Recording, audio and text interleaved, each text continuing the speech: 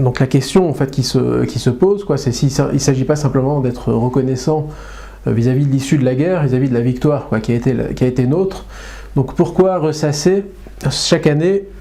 dans le cycle de l'année juive les horreurs du passé, si on peut dire ça. Le juif n'est pas adepte des commémorations, donc on ne commémore pas simplement quelque chose qui est dans le passé, si ce n'est toujours pour réactualiser quelque chose dans son existence au présent. Donc pourquoi ressasser ces événements, surtout qu'il s'agit en fait ici de relater des événements malheureux plutôt que simplement la victoire.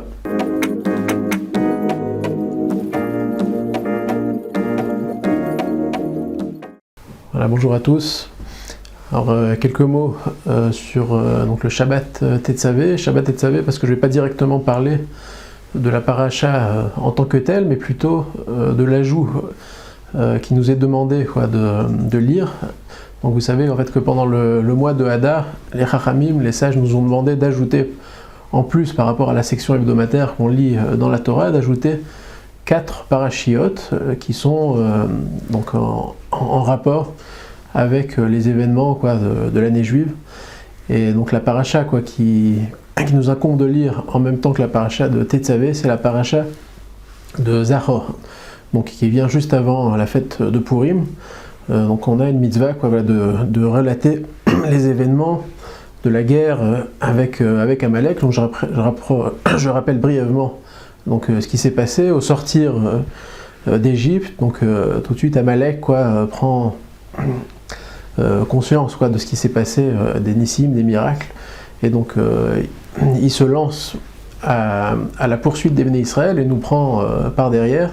et engage entre son peuple et le nôtre une guerre sans merci, sans pitié, une guerre qui sera décrite dans les versets comme une guerre en même temps physique mais également métaphysique, puisque c'est, comme on dit, la tfila de Moshe, la prière de Moshe, ses mains qu'il a levées vers le ciel, qui nous permettront de venir à bout de Amalek et de vaincre, de gagner la guerre. Mais ce qui est mentionné en fait dans les psukim, dans les versets qu'on doit ajouter, qu'on doit lire ce Shabbat, c'est des versets en fait qui ne mentionnent pas la victoire. C'est des versets qui mentionnent simplement la guerre à proprement parler, c'est-à-dire les méfaits d'Amalek eux-mêmes, qu'est-ce qu'il nous a exactement fait comme mal. C'est ça qu'on doit rappeler. La mitzvah consiste à rappeler la guerre à proprement parler. L'issue en fait de cette guerre n'est même pas mentionnée dans les quelques psukim qu'on va lire. Elle est mentionnée en fait bien avant dans la paracha de Béchalach. C'est la deuxième occurrence dans la Torah où donc cette confrontation avec Amalek est mentionnée, mais pas ici, pas dans la paracha de Zachor. Donc on a la mitzvah, l'injonction de nous souvenir de la guerre, des méfaits, du mal et de la haine qu'Amalek nous voue et nous porte jusqu'à aujourd'hui. Donc la question en fait qui se pose, c'est s'il ne s'agit pas simplement d'être reconnaissant vis-à-vis de l'issue de la guerre, vis-à-vis de la victoire qui a été nôtre. Donc pourquoi ressasser chaque année dans le cycle de l'année juive les horreurs du passé, si on peut dire ça. Le juif n'est pas adepte des commémorations, donc on ne commémore pas simplement quelque chose qui est dans le passé, si ce n'est toujours pour réactualiser quelque chose dans son existence au présent. Donc pourquoi ressasser ces événements, surtout qu'il s'agit en fait ici de relater des événements malheureux plutôt que simplement la victoire. La question pourrait se poser en fait dans le contexte un peu plus moderne, puisque les Chachamim, les sages contemporains de notre époque à nous disent que finalement cette confrontation, cette guerre avec Amalek s'est rejouée une seconde fois dans l'histoire, ou peut-être plus qu'une seconde fois, mais en tout cas dans notre génération à nous, à travers la confrontation, la haine de l'Allemagne nazie. Donc la Shoah pour nos Chachamim sont une sorte de répétition de l'histoire, de notre confrontation qu'on a avec Amalek, puisque Amalek c'est celui qui incarne cette haine viscérale, cette haine presque sans cause et sans raison du juif. Et donc on sait bien qu'il y a toujours constamment en fait cette problématique, cette thématique du souvenir, ce souvenir des événements de la Shoah. Donc on pourrait se poser aussi la question pourquoi, dans quel but? Est-ce que ça vise simplement en fait un but que ça ne se reproduise plus, c'est-à-dire qu'on commémore cette chose-là pour ne pas oublier, pour éviter que ça se reproduise? Or on sait bien aujourd'hui, on l'a vécu récemment dans notre chair,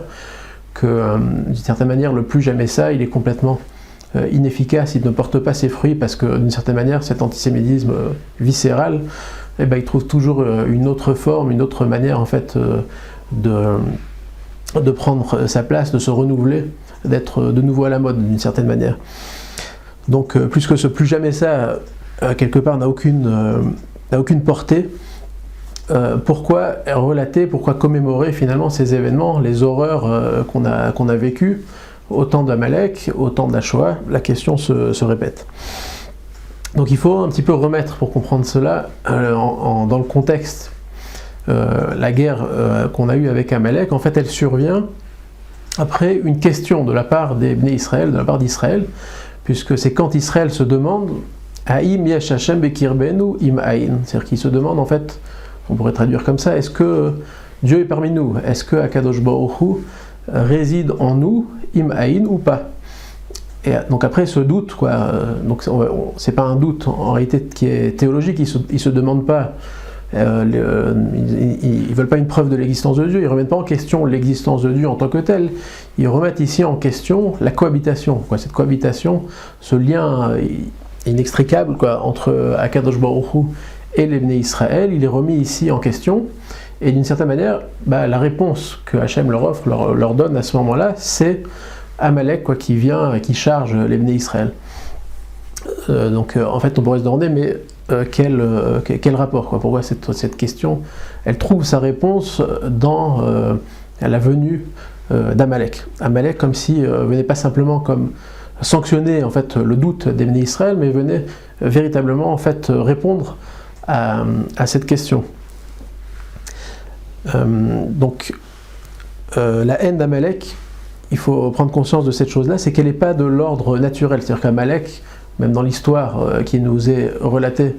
dans la Torah, en fait ne vient pas, si on veut, pour une raison ou une autre qui serait naturelle, d'ordre économique ou territorial, puisque les Bnei Israël à ce moment-là sont vraiment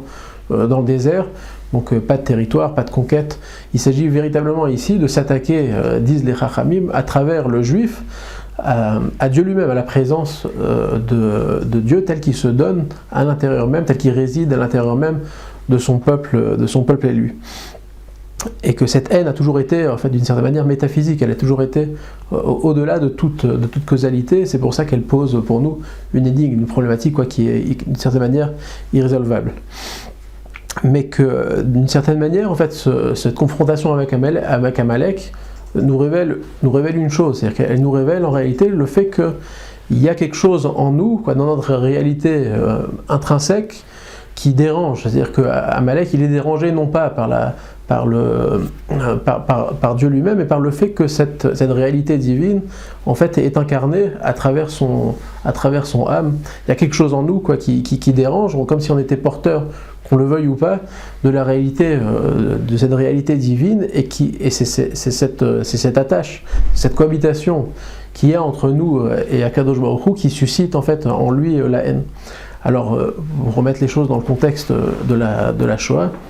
c'est-à-dire qu'en fait, il y a plusieurs métaphysiciens juifs ont toujours décrit en fait ces événements comme un retrait, comme une absence de Dieu, et donc comme un moment en fait où quelque part Dieu s'est tué, donc d'une certaine manière, et il y a eu une résiliation du contrat d'une certaine manière, Khalila, du Brit et de l'alliance qu'on a avec Akadosh Baruch Hu. Mais en réalité, quand on y regarde un petit peu de plus près, on s'aperçoit que non, qu'en réalité, en fait, finalement, même si finalement tout le mal qui s'est passé à ce moment-là, en fait, n'est évidemment pas justifiable. On ne peut pas justifier pourquoi est-ce qu'un individu ou un autre a dû souffrir ou a dû mourir à ce moment-là, mais d'une certaine manière, il y a quelque chose qui s'est révélé aux juifs à ce moment-là, c'est quelque part le fait que son être juif, on ne peut pas s'en séparer. On est rivé d'une certaine manière à son judaïsme, et que cette relation qu'on entretient avec cette élection de Dieu, elle est d'une certaine manière inextricable. On ne peut pas s'en défaire. Il y a quelque chose ici où précisément on est investi d'une réalité, on hérite d'une certaine manière